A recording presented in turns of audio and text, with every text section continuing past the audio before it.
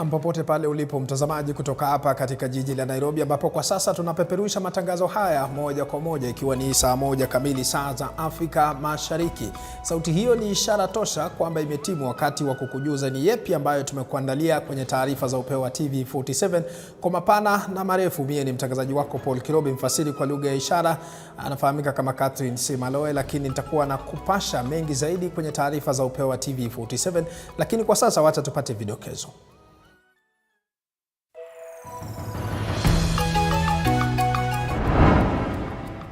Maafisa wa polisi wafukua miili 5 zaidi eneo la Shakahola na kufikisha jumla ya miili 103. As I've indicated, we have 5 more. So that brings us to 103. Huku mchungaji wa kanisa la New Life Mavueni Ezekiel Odiero akikamatwa kwa kuhusishwa na miili ya Kilifi.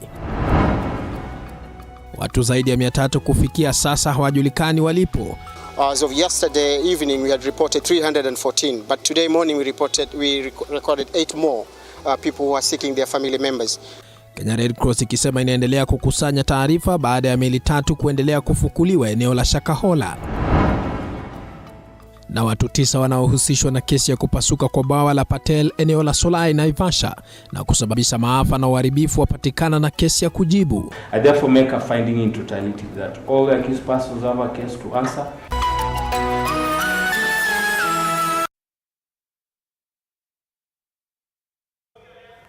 Na mtazamaji, mfasiri kwa lugha ishara anafahamika kama Catherine, anafahamika kama Roda Nyamae na wala sio Catherine Simaloe kama jinsi ambavyo nimezoea kumtaja yule Catherine. Lakini kwa sasa tunang'oa nanga kwenye taarifa za upeo wa TV47. Unafuatilia matangazo kupitia kwa mtandao wa Facebook TV47 Live.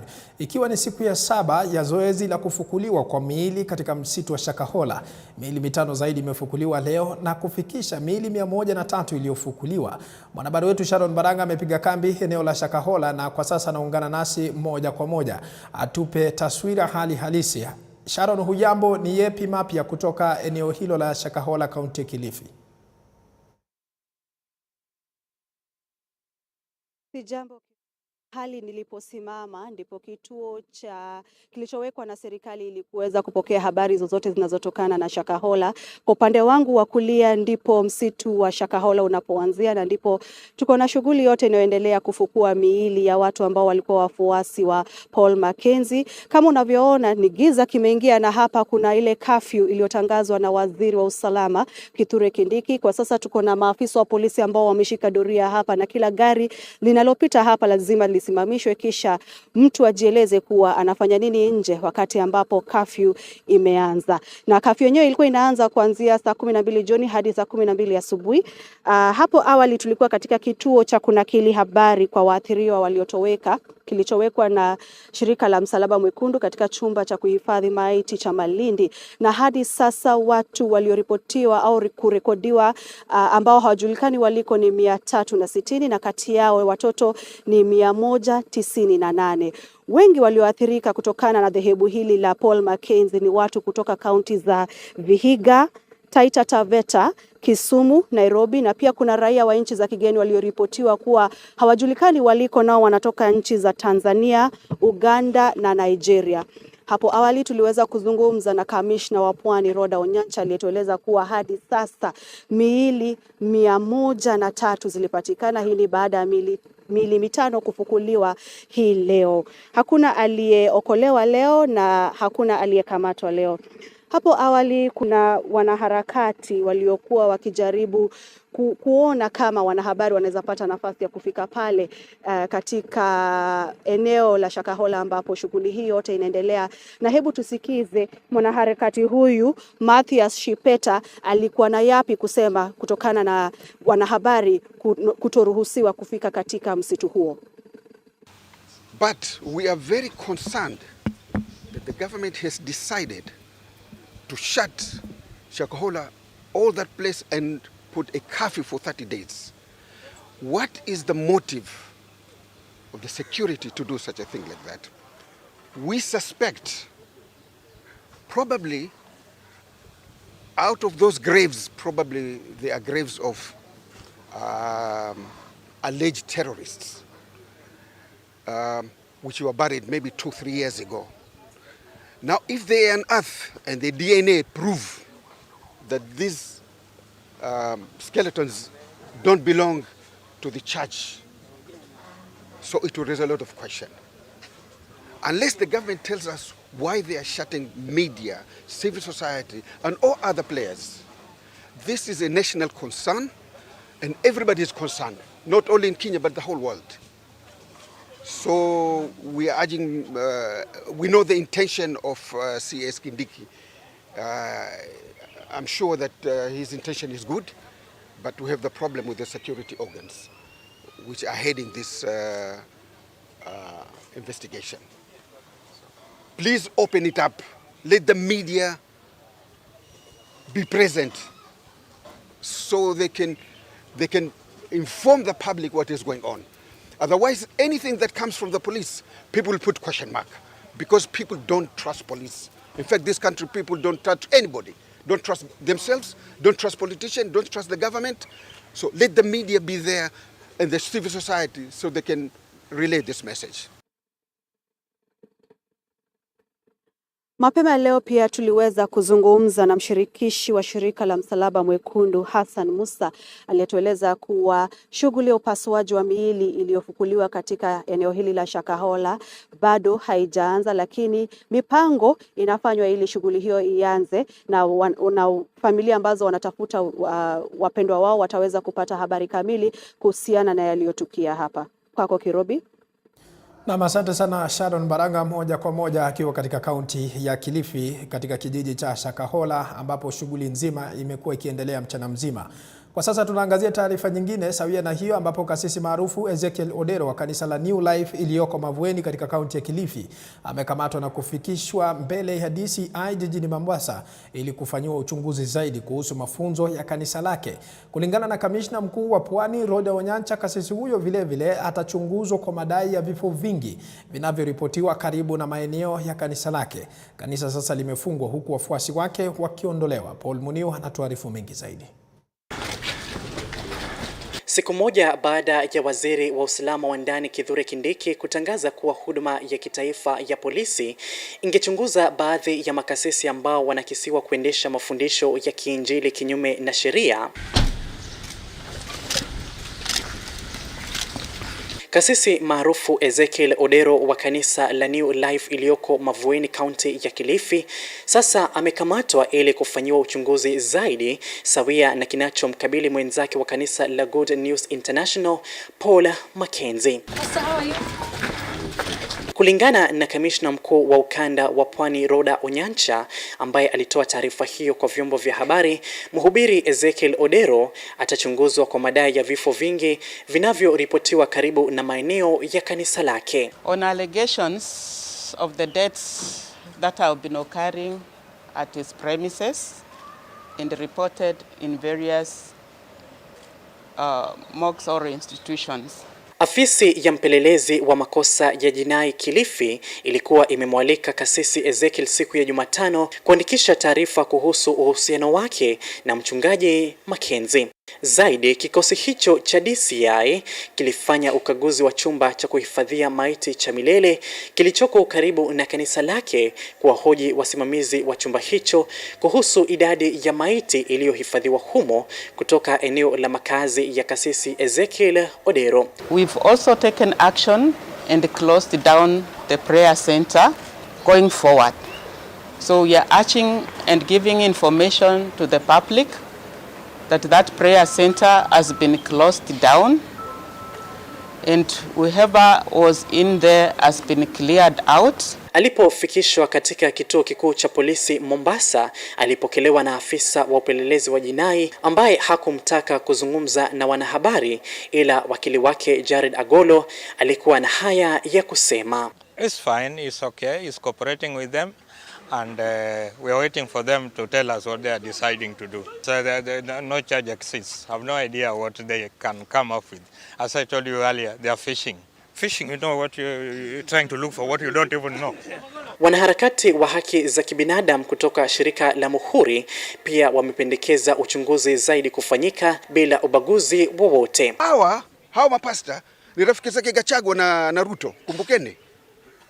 Hawa ni rafiki zao kina Wachagwa na nini, na hawa watapendelewa. Manake rais mwenyewe amekaa 8 days, siku 8 kabla hajafungua mdomo wake. Kasisi huyo anatarajiwa kufikishwa mbele ya mahakama ya Mombasa hapo kesho. Paul Munio, runinga TV47 Mombasa. Asante sana Paul Muliu kutoka kaunti ya Mombasa kwa kuandaa taarifa hiyo. Ni taarifa ambayo tutakuwa tunazidi kutupia jicho.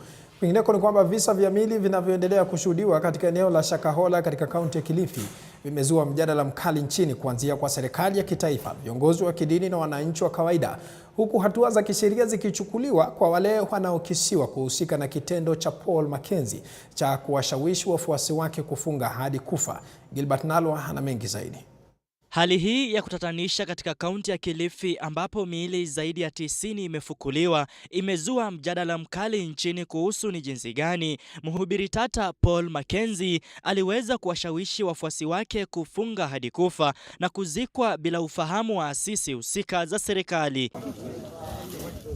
Mkewe naibu wa rais Rigathi Gachagua amekemea vikali Paul Mackenzie, akimtaja kama mhalifu sugu anayefaa kukabiliwa kisheria. We have a law where when somebody is a criminal, the procedure how it's supposed to be done.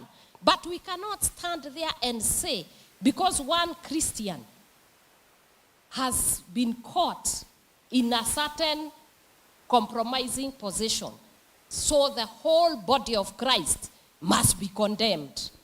No, we must stop that because it is not right.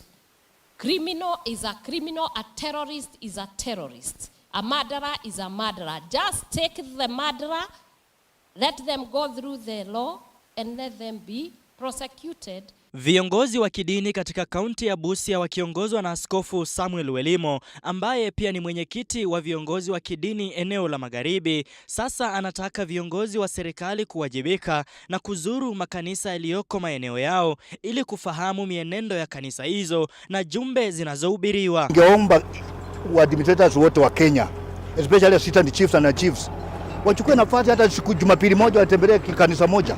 Wakiona NMS waambie serikali kwamba there is a mess here, mwanze kuchunguza. Itatupa mwelekeo kutoka kwa ground mpaka kwa national level. Viongozi wa nyumba 10 aidha walitaka Wakenya kuwa makini na waangalifu kuhusu makanisa wanayojiunga nayo.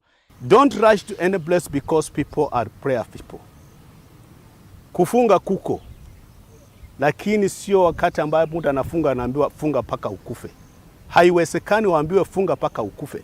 Ukipata kanisa kama hilo, toka pale. Kanisa ambalo ninakwambia ya kwamba mtoto haendi shule, toka pale. Kisa tata cha Shakahola kimepelekea uwepo wa sheria kali kutoka kwa serikali ya kitaifa, waziri wa usalama wa ndani Kithure Kindiki akisema kuwa madhehebu yote nchini yatachunguzwa na wale wanaoeneza jumbe za kupotosha kuchukuliwa hatua. Gilbert Nalwa, TV47. Na mtazamaji, na hayo ya kijiri, bunge la seneti limeanza mchakato wa kudhibiti shughuli za kidini humu nchini kwa kuunda kamati maalum inayotarajiwa kuchunguza sio tu matukio ya Shakahola katika kaunti ya Kilifi, bali kuhakikisha kuwa kuna mpangilio na ubora katika masuala ya dini, huku wakisisitiza vifo vilivyotokea kwa zaidi ya Wakenya 103. Katika mswada wake kiranja wa wengi katika bunge la seneti Boni Khalwale, bunge hilo limeidhinisha kuundwa kwa kwa vifo vya zaidi ya Wakenya 100. Jukumu lake mhubiri tata Paul Mackenzie na wahubiri wenzake. Jukumu la vyombo vya usalama miongoni mwa mengine. Kamati hiyo pia inatarajiwa kuunda ama kutengeneza mwelekeo na taratibu za kuanzisha dini yoyote humu nchini. This is the time, speaking for this Senate that I'm privileged to serve in. We are only 47 elected and 20 nominated. There are millions of Kenyans who would love to be here today. Because of this privilege, I now want to stand tall on the shoulders of the poor of this country and say that people like the so-called war of some other church should also be propped. Tunaona wengi katika wale ambao wanaanzisha hizi dini. Na imekuwa rahisi sana katika Kenya kuona kwamba mtu anaweza sasa hivi akaenda kwa Registrar of Societies na aka-apply kwamba ataka kufanya dini yake. na akatoka hapo akiwa na cheti cha kuanzisha dini. Imekuwa rahisi. Bwana Spika, tunasema ya kwamba kuna wengine nia zao ni safi, lakini wengi wao tumeona sasa kwamba ni kwa sababu ya pesa, na hizi pesa zinaonekana sasa zimeanza kupita mpaka sasa zimeingilia kwamba wale tunaweka mbele katika madhabahu wameziweka mbele sana mpaka zimekuwa kama shetani. Bwana Spika, kuna umuhimu wa kuomba sheria mwafaka. Na mtazamaji, taarifa hiyo inatupeleka katika pumziko mafupi, lakini tukirejea tunakuja na mengi zaidi. Zidi kutegea TV47, upeo wa TV47 saa 1.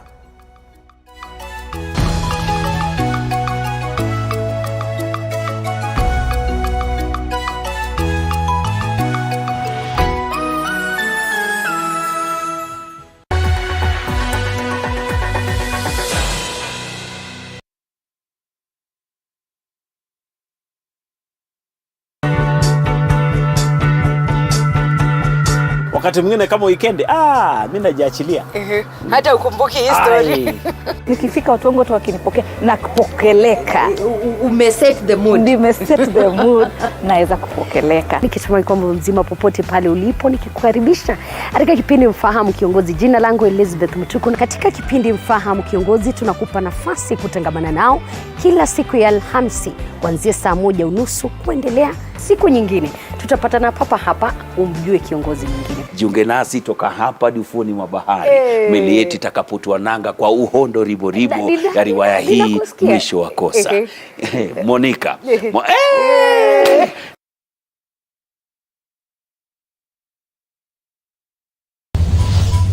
I can't say I sing for a living. I influence for a living.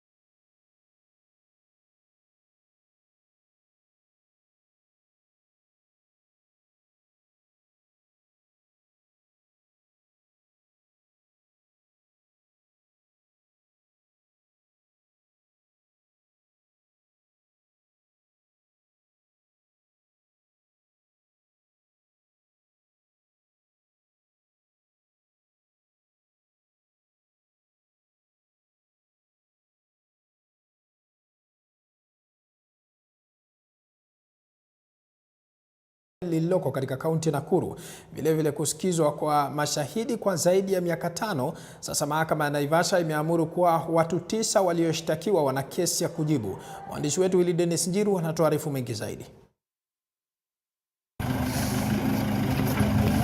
Mapema Alhamisi kwenye mahakama ya Naivasha, makumi ya wahanga wa mkasa wa bwawa la Patel walifika kotini ili kusikiza maamuzi ya kesi ya mkasa wa bwawa la Patel eneo la Solai, mkasa uliosababisha maafa miaka 5 iliyopita. In my humble view, it would be inadvisable for me to give reasons for holding that the accused persons have a case to answer at this point. Of course, the reasons are obvious. I therefore make a finding in totality that all the accused persons have a case to answer. They are placed on their defense on all the counts they are charged with. 9 hao walifika mbele ya hakimu mkuu Shiunduluta kwa uamuzi uliosadikika ungalikuwa wa mwisho wa kutumiwa kwa shtaka dhidi ya kuua bila kukusudia miongoni mwa mashtaka mengine. A total of 36 witnesses were called by the prosecution in support of the case. And also, the prosecution also produced documentary evidence. The issue for determination at this point is whether the accused persons have a case to answer or otherwise. I've considered the submissions made by the prosecution, counsel for the victims, and all the authorities cited in this matter. Kesi hiyo ilihamishwa kwenye mahakama ya Naivasha na pia Narok kutoka jijini Nakuru kutokana na tetesi za umma kutafuta haki, huku mahakama ya Naivasha ikienda likizo ya siku 45. Totality, when we look at the position taken by the defense, Do we think 2 days would be sufficient or we need a week? Afisi ya naibu mkurugenzi mkuu wa mashtaka ya umma nchini ikiongozwa naye Alexander Muteti, ambayo imekuwa ikiwatetea wahanga hao kwa kauli moja na mawakili wengine, waliweka tarehe 11 Mei kuwa siku ya kupanga mikakati yao ya kuanza kusikizwa kwa kesi hiyo. To confirm that the application has... Nikiripotia runinga ya TV 47 kutoka mjini Naivasha kwenye kaunti ya Nakuru, mie ni Willy Dennis Njiru. Mtazamaji, tukiachana na taarifa yake Willy Dennis Njiru kutoka maeneo ya Naivasha, shirika la Kenya Red Cross limetangaza kuwa limepokea taarifa za watu 322 ambao hawajulikani walipo kufuatia swala tata la miili inayofukuliwa katika kijiji cha Shakahola. Kulingana na mratibu wa Kenya Red Cross ukanda wa Pwani Hassan Musa, mchakato wa kuhifadhi maiti katika hospitali ya kaunti ndogo ya Malindi unaendelea, huku makafani hiyo ya muda ikiwa na uwezo wa kuhifadhi miili 300. Musa amesisitiza kuwa shirika hilo litazidi kushirikiana na serikali ya kaunti na serikali ya kitaifa wakati huu. Today we are here to hand over this container, refrigerated container that has a capacity to carry more than 300 bodies. I'm sure this will reduce the burden that the county government have been facing, especially with the capacity that they have at the mortuary here. And again, as Kenya Red Cross, we are promising that we'll still keep working with the county government and the national government. We are again increasing the capacity of our volunteers and staff, especially at the psychosocial support. And not only that, but also to increase the fleet that in terms of vehicles that will carry the survivors from Shakahola to the health facility here. That we are promising that we'll be able to do that. We had 4, now we're increasing to 3 more vehicles. We are hoping that we'll get more survivors at Shakahola. Again, we're also appealing to the family members who have reported missing people. As of yesterday evening, we had reported 314, but today morning we recorded 8 more people who are seeking their family members.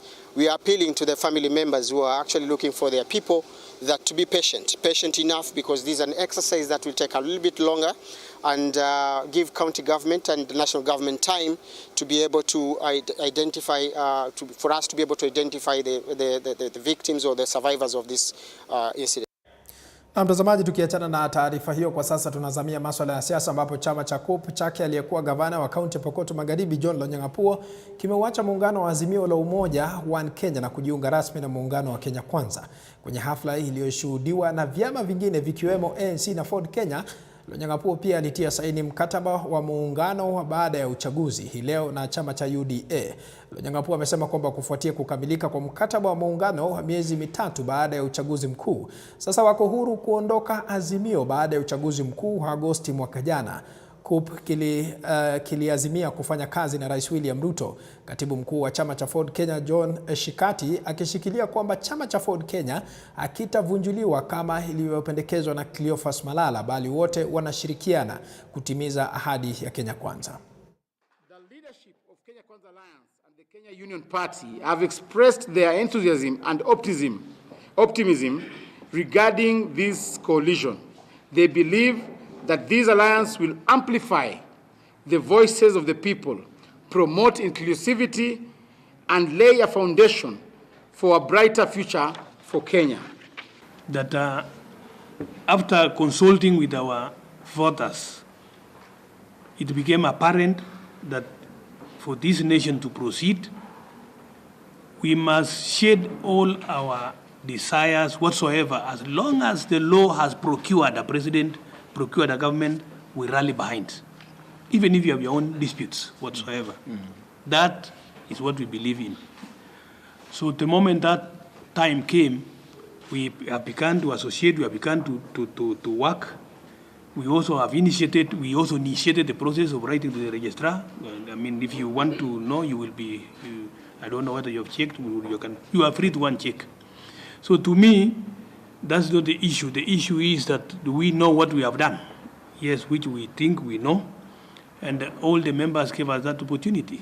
What went on around rumors that Tukiachana na taarifa hiyo mtazamaji, huku visa vya punda kuteswa na kudhulumiwa vikiendelea kushuhudiwa nchini, shirika linaloshughulikia maslahi ya punda Brook East Africa pamoja na mashirika mengine kama Caritas Kitui wameanzisha mpango wa kuwahusisha wanafunzi wa shule ya msingi katika kikundi maarufu Donkey Care Club, hasa katika maeneo yanayofuga punda.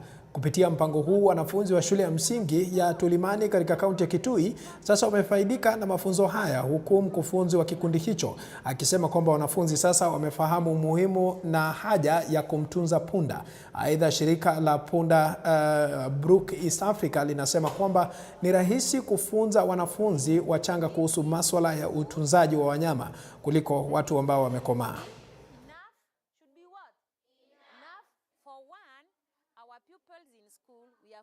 How to handle the donkeys.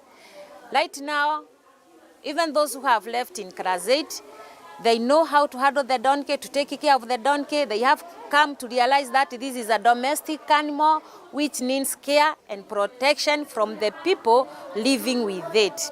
So our pupils are enlightened. There before they used it to cane the donkey and to hate it like hell.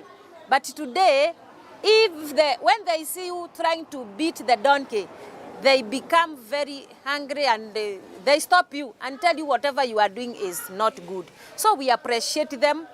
Now let me say, at least they have pressed our donkey somewhere, not where they had pressed it before. Punda wangu si mchapi, na nampenda kwa dhati, wala simpi makapi, limpata kwa bahati. Most times our teachers teach us about our donkey. First, they tell us to give it enough food and treated water for good health.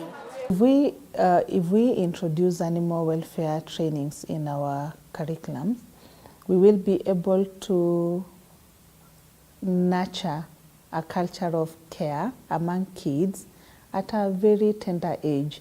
And this will ultimately ensure that we grow up as adults knowing the importance of these animals.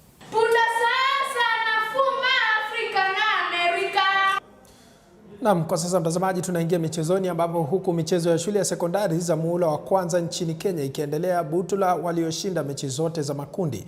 Katika mchezo wa raga, wachezaji 15 kila upande watachuana na Ofafa ya Nairobi katika nusu fainali ya kwanza, huku St. Anthony Kitale wakikabiliana na All Saints ya Embu kwenye nusu fainali ya pili jijini Eldoret. Katika mchezo wa magongo, upande wa wavulana, St. Anthony Kitale watakabiliana na Mangu, huku Musingu wakimenyana na Meru School. Upande wa wasichana, Nyamira watacheza dhidi ya AIC Nyayo, huku Tigoi wakikabiliana na St. Joseph Kitale. Fainali mbalimbali zitaandaliwa katika mchezo wa riadha baada ya fainali katika mbio za mita 10,000 na 1,500 na 3,000 kukamilika hii leo. Wadhamini wa mashindano hayo kwa miaka 12 sasa, Brookside Dairies, wakielezea kufurahishwa na vipaji vinavyokuzwa katika michezo hiyo. Siku ya leo tumeona kuna talent. Ukiona sprints, ukiona Nyanza, Western, hata Rift Valley. So sijui kwa sababu ya Umanyala na huyo mwingine. So sprints hapa iko juu. Zungumza juu ya under 18 na under 20, tuko makini sana ili tuweze kupata timu za chipukizi. Kwa hivyo hiyo ni sheria ambayo tumeweka na tutaendelea kuizingatia, na tunatarajia kwamba ile timu ambayo itatoka hapa itakuwa ni timu ambayo imehitimu umri na tutaweza kushiriki katika mashindano ya East Africa Championship. Na mtazamaji, unasema kilicho na mwanzo hatimaye hakikosi mwisho. Kufikia hapo mimi sina la ziada, naona muda wangu umenipa kisogo hapa studioni. Natamatisha taarifa za upeo wa TV47. Nimekuwa mtangazaji wako Paul Kilobi, na mfasiri kwa lugha ishara amekuwa ni Heroda Nyamai. Usiku mwema.